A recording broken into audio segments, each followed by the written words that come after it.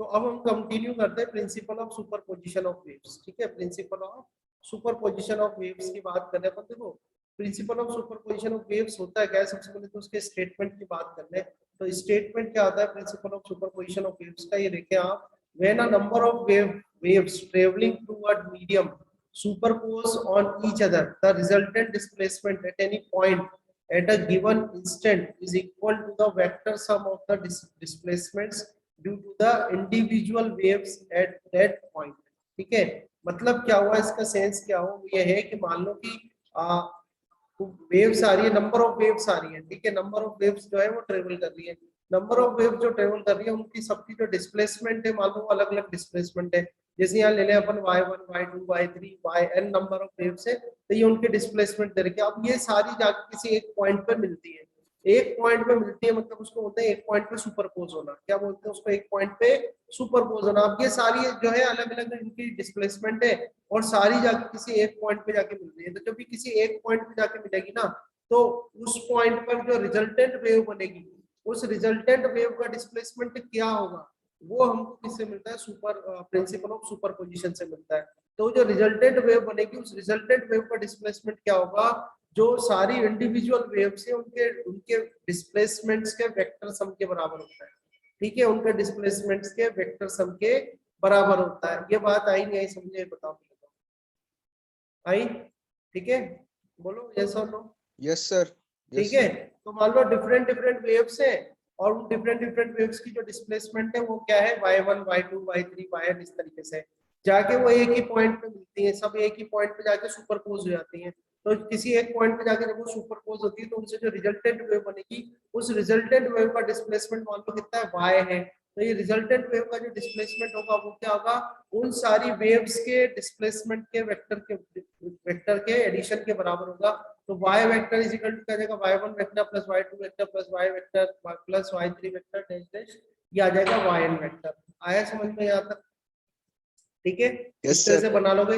अब होगा क्या, जब भी दो वेव्स जब सुपरपोज होती है, जब भी कोई दो वेव सुपरपोज होती है क्लास में, जब भी कोई दो वेव सुपरपोज होती है, तो सुपरपोज होने पे क्या होगा, दो केसेस हो सकते हैं।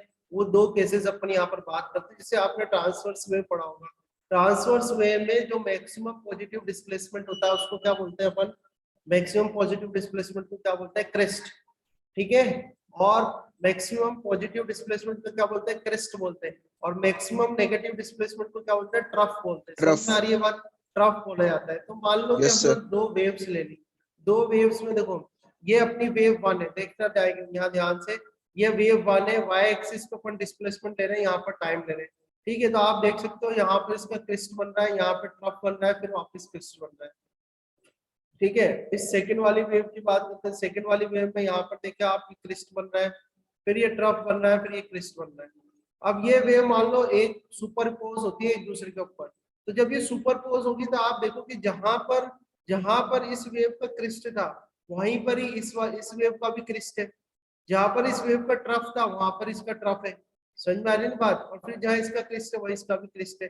तो जब क्रिस्ट के ऊपर क्रिस्ट आ जाएगा, ट्रफ के ऊपर ट्रफ आ जाएगा, तो रिजल्टेंट वेव जो होगी, उस रिजल्टेंट वेव का डिस्प्लेसमेंट जो होगा वो इन ऐड हो दोनों, जाएगा। हाँ ऐड हो जाएगा। y1 y vector is equal to क्या जाएगा, y1 vector plus y2 vector आएगा। समझ में आया?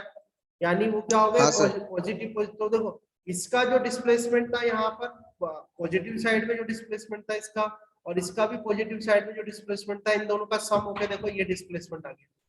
ठीक है, लार्ज हो गया ना? समझ में आ रही बात है ना? ऐसे नेगेटिव में नीचे देखो, इसका जो डिस्प्लेसमेंट था, इसका जो डिस्प्लेसमेंट था, दोनों का सम हो गया, तो ये यहाँ पर ये डिस्प्लेसमेंट आ गया। तो हमेशा ध्यान रखना कि क्रिस्ट पे क्रिस्ट आ जाए, ट्रफ पे ट्रफ आ जाए, तो जो रिजल्टेंट वेव जो बनेगी उसका डिस्प्लेसमेंट मतलब एडिशन हो जाएगा। ठीक है, अब अगर अपन बात करते हैं सेकंड वाले का, तो ये पॉइंट मैंने यहाँ पर आपको मेंशन करा है, सेम फेस। ठीक है, सेम फेस में है दोनों wave, wave one and wave two are in same phase. तो y1 vector plus y2 vector हो जाएगा और रिजल्टेंट वेव कितना आ जाएगा, y equal to y1 vector plus y2 vector. अब आपने अल्टरनेटिव करंट भी पढ़ा हुआ है, तो फेस वगैरह जो टर्म्स हैं उनसे आप फैमिलियर हो वैसे भी। ठीक है, अब यहाँ पर देखो, यहाँ पे ये वेव वन का जहाँ पर क्रेस्ट बन रहा है, वहां पर वेव टू का क्या बन रहा है, ट्रफ बन रहा है। जहां पर वेव वन का ट्रफ बन रहा है वहां पर इसका क्या बन रहा है, क्रेस्ट बन रहा है। तो इस केस में क्या हो रहा है कि जहां पर जहाँ क्रिस्ट है वहाँ ट्रफ बन रहा है, जहाँ ट्रफ है वहाँ क्रिस्ट बन रहा है, तो इनसे जो रिजल्टेंट वेव बनेगी उस रिजल्टेंट वेव का क्या, उसमें क्या हो जाएगा, माइनस हो जाएगा। तो y vector is equal to क्या आ जाएगा आपका यहाँ पर, y1 vector minus y2 vector आ जाएगा। और ये किस में है, अपोजिट फेस में। किस में है ये, अपोजिट फेस में। आए बात समझ में, ये किस में है, यस अपोजिट सर। फेस में। ठीक है, आया समझ में, क्लियर है। अब देखो ये तो क्लियर हो गया आपको, ये चीजें तो लॉ ऑफ सुपरपोजिशन क्लियर हो गया, कोई दिक्कत नहीं है, principle of superposition of waves में, है ना। इसी से अब अगर आगे अपन स्टडी करते हैं इंटरफेरेंस ऑफ लाइट में, तो डेरिवेशन तो मैं एक्सप्लेन करूंगा, उससे पहले इसको इंटरफेरेंस को थोड़ा सा एक्सप्लेन कर देते हैं आपको। ठीक है, इंटरफेरेंस ऑफ लाइट होता क्या है, और जो एक्सपेरिमेंट है जिसने एक्सपेरिमेंटली प्रूव करा था इंटरफेरेंस ऑफ लाइट को, उसको बोलते हैं यंग्स डबल स्लिट एक्सपेरिमेंट। ठीक है, तो हम यंग्स डबल स्लिट एक्सपेरिमेंट भी स्टडी करेंगे, और यंग्स डबल स्लिट एक्सपेरिमेंट में खुद देखेंगे कि जो दो वेव्स हैं जब वो सुपरपोज होती है एक दूसरे पर, सुपरपोज होके जो रिजल्टेंट वेव बनती है उसकी इंटेंसिटी कितनी होती है, इंटेंसिटी का फॉर्मूला निकालेंगे। तो उससे पहले अपन ये देख लेते हैं कि इंटेंसिटी ऑफ लाइट और इंटरफेरेंस ऑफ लाइट का क्या मतलब है। ठीक है, what is the meaning of interference of light. First of all तो ये करते हैं इंटरफेरेंस ऑफ लाइट। तो देखो, when two light waves of the same frequency, थोड़ा नोटिस करने वाले पॉइंट्स हमको मैं अंडरलाइन कर रहा हूँ। when two light waves of same frequency and having zero और constant phase difference, उनके बीच में क्या होना चाहिए, जीरो या constant phase difference होना चाहिए, और जीरो और कांस्टेंट फेज डिफरेंस। ठीक है, जीरो और constant phase difference travelling in the same direction, same direction में ट्रेवल कर रही है, travelling in the same direction, superpose each other, एक दूसरे पे क्या होती है, सुपरपोज होते हैं। तो ध्यान रखो क्या है, टू लाइट वेव्स है, दोनों लाइट वेव्स की फ्रीक्वेंसी सेम है। ठीक है, we have two light waves and both the light waves have the same frequency, और उनके बीच में जो फेज डिफरेंस है वो क्या है, कांस्टेंट फेज डिफरेंस है या जीरो फेज डिफरेंस है, वेरिएबल नहीं है, कांस्टेंट या फिर जीरो है। Travelling in the same direction में ट्रेवल कर रही है, superpose each other, the intensity in the region of superposition gets redistributed, redistributed मतलब दोबारा नई जो है इंटेंसिटी बनेगी। ठीक है, so intensity in the region of superposition gets redistributed and becoming maximum at some points and minimum at other. तो ये इंपॉर्टेंट है, रीडिस्ट्रीब्यूट होगी जैसे ही वो दोनों वेव्स सुपरपोज हुई एक दूसरे पर, तो जो इंटेंसिटी है वो रीडिस्ट्रीब्यूट होगी, और रीडिस्ट्रीब्यूट होके क्या होता है कि कहीं पर तो मैक्सिमम हो जाएगी, maximum at some region, maximum at some points and minimum at some points, किन्हीं पॉइंट्स पे क्या हो जाएगी, मिनिमम हो जाएगी। ठीक है, this phenomena is called interference of, this phenomena is called interference of light. ये बोलो पहले समझ में आएगा। तो कोई भी आपसे जब फिनोमेना पूछता है, आपसे कोई कह बोलता है रिफ्लेक्शन ऑफ लाइट क्या होता है बताओ, कोई आपसे कहे कि भाई रिफ्लेक्शन ऑफ लाइट क्या होता है बताओ, फिर ऐसे ही कोई पूछे कि भाई आप ये बताओ कि इंटरफेरेंस ऑफ लाइट क्या होता है, तो आपको बिल्कुल फिनोमेना आने चाहिए, अच्छे से उनको आप समझा सको कि हाँ भाई ये इंटरफेरेंस ऑफ लाइट है, कंफ्यूजन नहीं होना चाहिए अपने माइंड में। तो इंटरफेरेंस ऑफ लाइट समझ में आ गया कि when the two light waves of the same sir frequency. हाँ सर, अभी इससे पहले बोलो। जो दो एग्जांपल पढ़े थे वो इंटरफेरेंस की थे क्या, नहीं y1 नहीं प्लस y2 इंटर इज नहीं टू। नहीं इंटरफेरेंस तो अभी स्टार्ट करो, तो उनके बिहेवियर आपको बताए गए थे वो मैंने। अच्छा, इससे जस्ट पहले वाला वो तो सिर्फ मैंने सुपरपोज करना बताया था आपको कि सुपरपोज से जब यस दो सर। वेव्स सुपरपोज होती है तो क्या होता है। ठीक है, इंटरफेरेंस अब अपन स्टार्ट उसी इसी से रिलेटेड है, मतलब आगे जब आप डेरिवेशन करोगे तो वही चीजें काम आएगी आपके यहाँ, इसलिए मैंने उसको एक्सप्लेन करा है। ठीक है, तो पहली ये बात आओ, इंटरफेरेंस समझा पाओगे ना कि दो वेव्स है, दोनों वेव्स जो है टू लाइट वेव्स है, दोनों सेम फ्रीक्वेंसी की है, और उनके बीच में जो फेज डिफरेंस है वो जीरो या कांस्टेंट है, एक ही डायरेक्शन में जा रही है। जब वो एक दूसरे को सुपर इम्पोज होती है तो कहीं पर तो इंटेंसिटी मैक्सिमम हो जाती है, कहीं पर इंटेंसिटी मिनिमम हो जाती है, और ये जो फिनोमिना होता है इसी को हम बोलते हैं इंटरफेरेंस ऑफ लाइट। परफेक्टली करना है तो ये पैराग्राफ है, ये हाँ मेरा सर। डेफिनेशन यहाँ बताया हुआ है, इसको अच्छे से याद कर लेना। ठीक है, तो ये जो एक्सपेरिमेंटली इंटरफेरेंस ऑफ लाइट जिसने बताया था वो था यंग ने करा था, young double slit experiment, famous है, पेपर में आता है, बहुत बार आता है। ठीक है, तो उसने एक्सपेरिमेंट करा था, इसको बोलते हैं यंग से डबल स्लिट एक्सपेरिमेंट। ठीक है, 1801 में थॉमस यंग थे, उन्होंने ये एक्सपेरिमेंट परफॉर्म करा था। ठीक है, तो थोड़ा सा मैंने यहाँ पर एक डायग्राम ये बना के अरेंजमेंट जो उनका था वो अरेंजमेंट मैंने बताया हुआ है। ठीक है, तो इसके इंपॉर्टेंट पॉइंट्स में देखो, इसमें क्या है, जैसे एक सोर्स है, इस सोर्स के आगे स्लिट, स्लिट मतलब समझते हो क्या होता है, जैसे कार्डबोर्ड है ना, जैसे कभी आप कर भी सकते हो, कार्डबोर्ड ले लो, उसमें बारीक सा छेद कर दो और इस साइड से टॉर्च जला दो, तो टॉर्च जलाओगे तो आपको देखो उस साइड से रे मिल जाएगी, उस साइड मिलती है नहीं मिलती ऐसी। कभी घर में भी बारीक सा छेद हो रहा हो तो सूरज की रोशनी आती है तो रे टाइप की बन जाती है ना। Yes sir. स्लिट हाँ स्लिट सर। वैसा ही अरेंजमेंट है इसमें, इस तरह से स्लिट बनाई हुई है, ठीक है। फिर आगे फिर एक और लगाते हैं इसमें डबल स्लिट, 2 स्लिट लगा दी, ठीक है। ये इसको डबल स्लिट एक्सपेरिमेंट इसको इसलिए बोलते हैं कि यहाँ पर डबल स्लिट लगा दी। एक्चुअली क्या आगे खैर मैं और भी आपको समझाऊंगा कि कैसे फॉर्म होती है, पर बेसिक पर्पस यही था कि हमको क्या करना है, 2 रेज लेनी है और दोनों रेज को सुपरपोज कराना है एक दूसरे के ऊपर, ठीक है। ऐसे पॉइंट्स होने चाहिए जहां पर ये दोनों वेव्स जो है मिल जाए जाके, दोनों वेव्स क्या हो मिल जाए। तो आप जब ये डबल स्लिट बना दोगे तो दोनों स्लिट से वेव फ्रंट प्रोड्यूस होते जाएंगे, दोनों जो आपके स्लिट है उनसे वेव फ्रंट प्रोड्यूस होंगे, इससे भी वेव फ्रंट प्रोड्यूस होगा।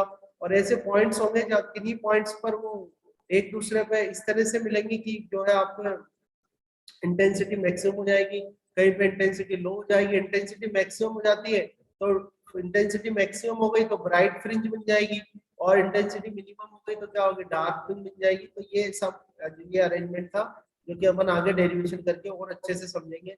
उससे पहले इसमें कुछ पॉइंट्स है, तो वो पॉइंट्स आप देखो याद रख सकते हो पॉइंट्स को। A source of monochromatic light बहुत इंपॉर्टेंट है, जो सोर्स यूज किया जाएगा वो कैसा यूज किया जाएगा, मोनोक्रोमेटिक लाइट का, ठीक है। मोनोक्रोमेटिक लाइट क्या होती है मैंने आपको सिखा रखा है। जो ये सोर्स यूज किया गया है यहाँ पर, ये जो सोर्स यूज कर रहे हैं अपन, ये सोर्स क्या है, मोनोक्रोमेटिक लाइट का सोर्स है। जनरली जो यूज किया जाता है मोनोक्रोमेटिक लाइट प्रोड्यूस करने के लिए जो यूज करते हैं लैंप, अपन उसको बोलते हैं सोडियम वेपर लैंप, याद रखना है आपको ये भी। मोनोक्रोमेटिक लाइट प्रोड्यूस करने के लिए जो आप यूज करते हैं लैंप, उसको बोलते हैं सोडियम वेपर लैंप, ठीक है। Illuminates a rectangular narrow slit S, तो ये नैरो एक रेक्टेंगुलर स्लिट बना रखी है अपन ने, अबाउट 1 mm वाइड, 1 mm की होती है ये, ठीक है। आगे देखें तो ये तो एस, ये वाली स्लिट की बात कर रहा है, ठीक है। ये एस हो गया आपका। अब एस से आगे 2 स्लिट हो रहे हैं, S1 and S2 are two parallel narrow slits which are arranged symmetrically and parallel to slit S, ठीक है, at a distance 10 centimeter from it, यहाँ से 10 centimeter पर है। The separation between S1 and S2 is 2 mm, 2 mm का इन दोनों के बीच का सेपरेशन होता है ना। And width of each slit is 0.3 mm, ठीक है। इंफॉर्मेशन है बस, आप you can learn all this thing arrangement. बाकी मेन अगर आप बात करेंगे तो मेन इसकी डेरिवेशन है, और उस डेरिवेशन से अपन वो जो कंडीशंस निकालेंगे मैक्सिमम और मिनिमम इंटेंसिटी की, वो इम्पोर्टेंट है, और ये भी आप याद रख सकते हो, ठीक है। तो आगे चलते हैं इसमें, और इसके जो पॉइंट्स है वो एक बार मैं रीड आउट कर देता हूँ आपको, ठीक है। तो देखते हैं आगे पॉइंट्स और क्या क्या है।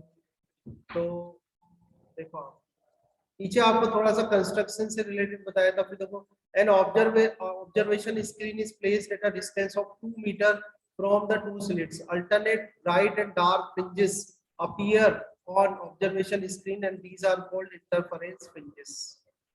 समझ में आई बात यहाँ तक, ठीक है।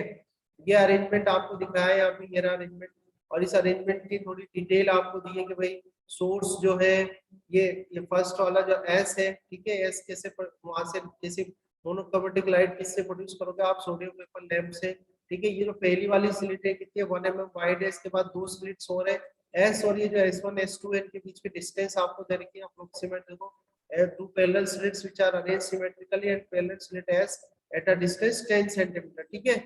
और आगे क्या जो है S1 और S2 जो है उनकी विड्थ दे रखी है आपको, ठीक है।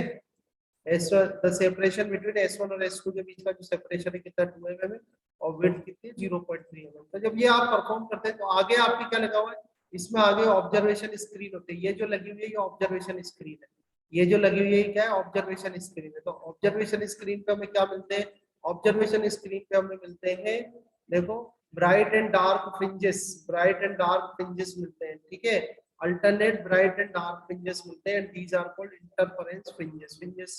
समझ में आई बात यहाँ पर, ठीक है। वो एक्सपेरिमेंट को अभी हाँ बस सर। उसमें इंपॉर्टेंट पॉइंट्स बता रहे हैं। अब ये इंपॉर्टेंट पॉइंट आ रहा है यहाँ पर, कंस्ट्रक्टिव इंटरफेरेंस का मतलब क्या होता है, ठीक है, और डिस्ट्रक्टिव इंटरफेरेंस का क्या मतलब होता है, ये इंपॉर्टेंट, ठीक है। कंस्ट्रक्टिव और डिस्ट्रक्टिव इंटरफेरेंस जो होता है उनके मीनिंग क्या होता है। तो सबसे पहले अपन पहले कंस्ट्रक्टिव इंटरफेरेंस की बात करेंगे और फिर डिस्ट्रक्टिव इंटरफेरेंस की बात करेंगे, ठीक है। जैसे तो मैंने आपको बता दिया है कंस्ट्रक्टिव और डिस्ट्रक्टिव। मान लो क्रेस्ट के ऊपर क्रेस्ट आ गया, ट्रफ के ऊपर ट्रफ आ गया, तो उसको क्या है वो कंस्ट्रक्टिव हो जाएंगे। और अगर अपोजिट आ गया, जहाँ क्रेस्ट है वहाँ ट्रफ, और जहाँ ट्रफ है वहाँ क्रेस्ट आ गया, तो डिस्ट्रक्टिव हो जाएंगे, ठीक है। तो देखो crest of one wave falls over crest हाँ, of sir. another, ठीक है, or the trough of one wave falls over the trough of other wave, ठीक है, the amplitude of two waves added up, hence intensity becomes maximum। देखो intensity जो होती है, ये यहाँ फॉर्मूला बताया हुआ है, इंटेंसिटी जो होती है प्रोपोर्शनल होती है एम्पलीट्यूड के स्क्वायर के। बात समझ में आ रही है? इंटेंसिटी जो होती है एम्पलीट्यूड के स्क्वायर के प्रोपोर्शनल होती है। अगर क्रिस्ट के ऊपर एक वेव का क्रिस्ट दूसरे वेव के क्रिस्ट पर आ गया और एक वेव का ट्रफ दूसरे वेव के ट्रफ के ऊपर आ गया तो एम्पलीट्यूड क्या हो जाएगा, इंक्रीज हो जाएगा। देखो अभी तो बताया था मैंने, ये हो गया नहीं हो गया, ये हो गया ना, एम्पलीट्यूड इंक्रीज हाँ, हो गया sir. नहीं हो गया, कंपेयर करके देख लो। तो क्या हो गया, एम्पलीट्यूड इंक्रीज हो गया। जो इंटेंसिटी होती है वो एम्पलीट्यूड के स्क्वायर के प्रोपोर्शनल होती है। इंटेंसिटी जो होती है एम्पलीट्यूड के स्क्वायर के प्रोपोर्शनल होती है। अगर एम्पलीट्यूड इंक्रीज हो गया तो इंटेंसिटी भी क्या होगी, इंक्रीज हो जाएगी। अगर एम्पलीट्यूड इंक्रीज हो गया तो इंटेंसिटी भी क्या होगी, इंक्रीज हो जाएगी। तो I proportional to A square and intensity becomes maximum. तो इसको बोलते हैं कंस्ट्रक्टिव इंटरफेरेंस। क्या बोलेंगे इसको, कंस्ट्रक्टिव इंटरफेरेंस बोलेंगे। इसी तरह से देखो डिस्ट्रक्टिव इंटरफेरेंस की बात करें, डिस्ट्रक्टिव इंटरफेरेंस क्या होता है, डिस्ट्रक्टिव इंटरफेरेंस क्या है, देखो इसको यहाँ पर, the crest of one wave falls over trough of another wave, the amplitude of the two waves get subtracted, hence the intensity becomes minimum. So on observation screen we get alternate dark and bright fringes। तो पहले बात तो देख लो, destructive interference समझ में आ गया ना, वो सब्ट्रैक्ट हो जाएंगे तो एम्पलीट्यूड डिक्रीज हो जाएगा, हाँ, एम्पलीट्यूड sir. डिक्रीज होगा तो इंटेंसिटी डिक्रीज हो जाएगी, तो वो डिस्ट्रक्टिव इंटरफेरेंस कहलाएगा आपको। तो इस तरह से क्या होता है, कंस्ट्रक्टिव डिस्ट्रक्टिव कंस्ट्रक्टिव डिस्ट्रक्टिव के इंटरफेरेंस होते हैं। तो उसकी वजह से हमें अल्टरनेट में ब्राइट डार्क ऐसे करके फ्रिंजेस मिलती रहती हैं और इस चीज को बोला जाता है। इस तरह से एक्सप्लेन हमने किया है कंस्ट्रक्टिव एंड डिस्ट्रक्टिव इंटरफेरेंस को। आई बात समझ, कंस्ट्रक्टिव और डिस्ट्रक्टिव इंटरफेरेंस समझ में आ गया, ठीक है। Yes, sir.